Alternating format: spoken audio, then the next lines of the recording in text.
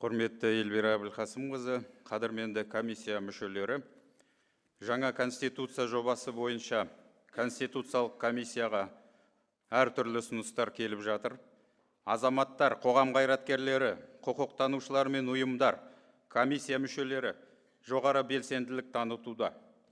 Оларды зерделеу аясында жобаға қосымша нормалар енді. Бірінші, конституция жобасының 8-ші бабында меншіктің екі нысаны танылады және тең қорғалады делінген. Ол мемлекеттік және жеке меншік. Көптеген ұсыныстарда бұл норманың барлық меншік нысандарын қамтымайтынына алаңдаушылық білдірілген. Кеше бұл туралы комиссия мүшесі Азат Перуашев мырза да егжей-тегжейлі айтты. Осы орайда аталған баптың 1-ші тармағы мынадай редакцияда ұсынылады. Қазақстан Республикасында барлық меншік түрі танылады, оларға кепілдік беріледі және тең қорғалады. Екінші, жобаның 14-ші бабы адам мен азаматтың құқықтары, бостандықтары мен міндеттерінің жалпы мәселелеріне арналған. Оның ережелері осы саладағы жалпыға бірдей танылған халықаралық актілердің қағидаттарына, адамның табиғи құқықтары тұжырымдамасына негізделеді. Аталған баптың 2-ші тармағында адам құқықтары мен бостандықтары әркімге тумысынан тиесілі, олар абсолютті және олардан ешкім айыра алмайды деп көрсетілген. Көптеген азаматтар мен мамандар бұл норманы күшейтуді ұсынуда.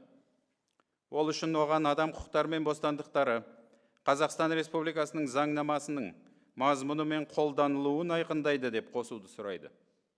Ол туралы біздің әріптестеріміз Виктор Малиновский мырза мен Индира Аубакирова ханым жақсы айтты.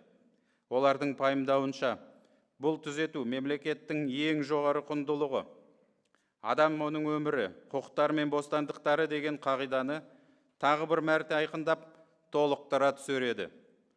Аталған құндылықтар заң шығарушы, өзге де құқық шығармашылық және құқық қолдану субъектілеріне өздеріне жүктелген өкілеттіктерді жүзеге асыру кезінде басты бағдар болуға тиіс. Аталған ұсыныстарды ескере отырып, бұл тармақтың келесі редакциясы ұсынылады. Адам құқықтары мен бостандықтары әркімге тумысынан тиесілі, олар абсолютті және олардан ешкім айыра алмайды. Қазақстан Республикасының қолданыстағы құқығының мазмұны мен қолданылуы осыған қарай анықталады.